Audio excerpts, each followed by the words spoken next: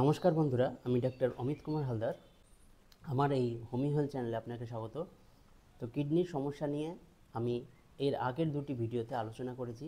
সেই সমস্যা সমাধানের স্বরূপ আজকে কয়েকটি মেডিসিনের কথা বলবো, যা আপনার অ্যাকুইট নেফ্রাইটিসের সমস্যাকে সম্পূর্ণভাবে ঠিক করতে পারে। তো এই কিডনির সমস্যা যদি আপনারা প্রথমেই সমাধান করেন, সেক্ষেত্রে কিন্তু ক্রনিক পর্যায়ে যাবে না, আপনার কিডনিটি কিন্তু বেঁচে যাবে। তো ভিডিওটি স্কিপ না করে সম্পূর্ণ দেখুন। যারা নতুন দর্শক আছেন তারা আমার এই চ্যানেলটিকে অবশ্যই সাবস্ক্রাইব করে নেবেন, কারণ আমি এই চ্যানেলটিতে এই ধরনের ইনফরমেটিভ ভিডিও দিয়ে থাকি, যা আপনার অবশ্যই কাজে লাগবে। আর যদি আপনার কোনো জিজ্ঞাসা থাকে আমাকে হোয়াটসঅ্যাপ করতে পারেন।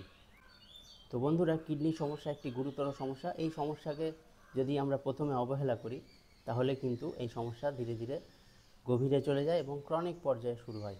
তখন যে নেফ্রনের যে সমস্যা, অর্থাৎ নেফ্রনের যে ইনফ্লামেশন, সেই ইনফ্লামেশন ধীরে ধীরে বাড়তে থাকে। আমরা জেনেছি যে কিডনিতে 1 মিলিয়ন নেফ্রন থাকে, অর্থাৎ 10 লাখ। ধীরে ধীরে সেই নেফ্রনগুলো যদি খারাপ হতে থাকে ইনফ্লামেশনের কারণে, সেক্ষেত্রে কিন্তু আপনার শরীরে ডিটক্স করার ক্ষমতা কমে যায়। তো এই ক্ষেত্রে হোমিওপ্যাথি আপনি কয়েকটি মেডিসিন ব্যবহার করতে পারেন। এই মেডিসিনগুলি সবকটি নেওয়ার দরকার নেই, যেটি আপনার সিনড্রোমের সাথে ম্যাচ হবে শুধুমাত্র সেটিই নেবেন। এই মেডিসিন আপনার অ্যাকুইট নেফ্রাইটিসের সমস্যাকে কিন্তু সুন্দরভাবে ভালো করতে পারে, এবং এই মেডিসিনগুলি এই সমস্যার ওপরেই কিন্তু দারুণভাবে ইন্ডিকেশন দেয় এবং দারুণভাবে কাজ করে। এই সমস্যার প্রথম যে মেডিসিন সেটি হলো কোলাইরাম। এই মেডিসিনটিকে আপনি 3x পাওয়ারে নেবেন।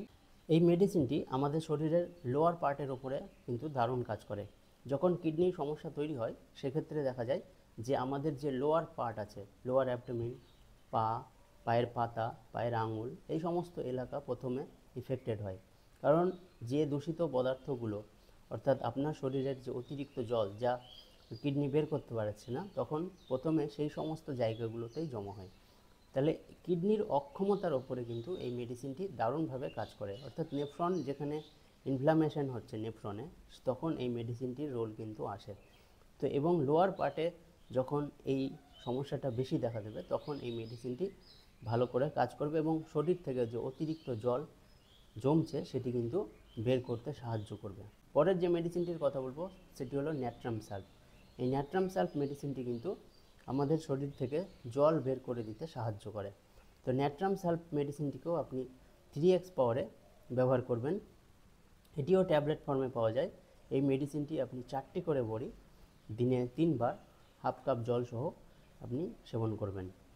ন্যাট্রাম সালফে দেখা যাবে যে ব্যক্তির যখন নেফ্রাইটিসের সমস্যা হচ্ছে, সেই নেফ্রাইটিসের সমস্যায় যখন শরীরের বিভিন্ন জায়গায় জল জমতে শুরু করে, মুখমণ্ডল, আপনার চোখ বা বিভিন্ন অর্গ্যান বা পা বা হাত, এই সমস্ত জায়গা যখন ফুলে যায়, অর্থাৎ জল জমতে শুরু করে, তখন এই মেডিসিনটি কিন্তু দারুণভাবে কাজ করে।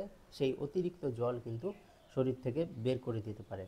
এবং এর সাথে পাশাপাশি দেখা যায় যে রোগীর একটা শরীরে চুলকানি ভাব আসে, অর্থাৎ তার হাতের তালু, পায়ের তালু, এই সমস্ত এরিয়া বা স্কিনের বিভিন্ন এরিয়া কিন্তু চুলকাতে শুরু করে। ন্যাট্রাম সালফের রোগীদের দেখা যায় যে তার যে সমস্যা, এই সমস্যা কিন্তু স্যাঁতসেঁতে ওয়েদারে বা ড্যাম্প ওয়েদারে বৃদ্ধি ঘটে। এবং তার পাশাপাশি সে যদি কোনো জলজ প্রাণী যেরকম মাছ বা অন্যান্য খাদ্য সামগ্রী যখন গ্রহণ করেন, তখন কিন্তু এর সমস্যার অ্যাগ্রাভেশন করে।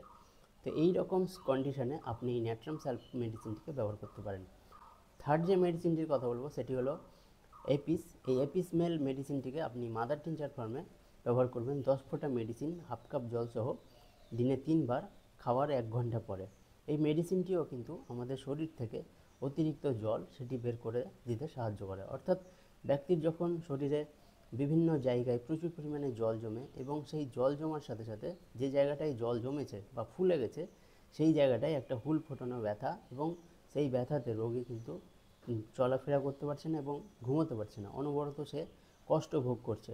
তখন কিন্তু এই মেডিসিনটি রোগীর সেই কষ্টকে কমাতে সাহায্য করে এবং তার শরীর থেকে অতিরিক্ত জল বের করে দিতে সাহায্য করে। এই এপিসমেলের আরেকটি ইউনিক সিমটম হলো যে রোগীর দেখা যাবে যদি নেফ্রাইটিসের সমস্যা হয়, সেক্ষেত্রে যে আইলিডগুলো আছে, অর্থাৎ চোখের নিচে এক থলির মতো হয়ে ফুলে যায়, কারণ সেখানে ফ্লুইড জমে, অর্থাৎ জল জমে সেখানে। আরেকটি যেটি লক্ষণ দেখা যায় যে এই এপি স্মেলের পেশেন্টদের পিপাসা কিন্তু থাকে না, একবারেই পিপাসা থাকে না। এই পিপাসাহীনতা আমরা পালসাটিলাও দেখেছি, কিন্তু পালসাটিলায় যে পিপাসাহীনতা আছে তার সাথে কিন্তু হুল ফোটানো ব্যথা নেই, যন্ত্রণা নেই, কিন্তু এই এপি স্মেলে কিন্তু একটা হুল ফোটানো যন্ত্রণা আছে। ধরনের মেডিসিন ছাড়াও আরও প্রচুর মেডিসিন আছে যা ম্যান টু ম্যান ডিফারেন্স হয়। এক্ষেত্রে একজন হোমিওপ্যাথের পরামর্শেই কিন্তু আপনি মেডিসিন গ্রহণ করবেন। তো আশা করি আজকের এই ইনফরমেশনটি আপনার ভালো লেগে থাকবে। যদি ভালো লেগে থাকে অবশ্যই একটি লাইক করে দেবেন এবং অন্যদের মধ্যে শেয়ার করবেন। ভালো থাকবেন, সুস্থ থাকবেন, ধন্যবাদ।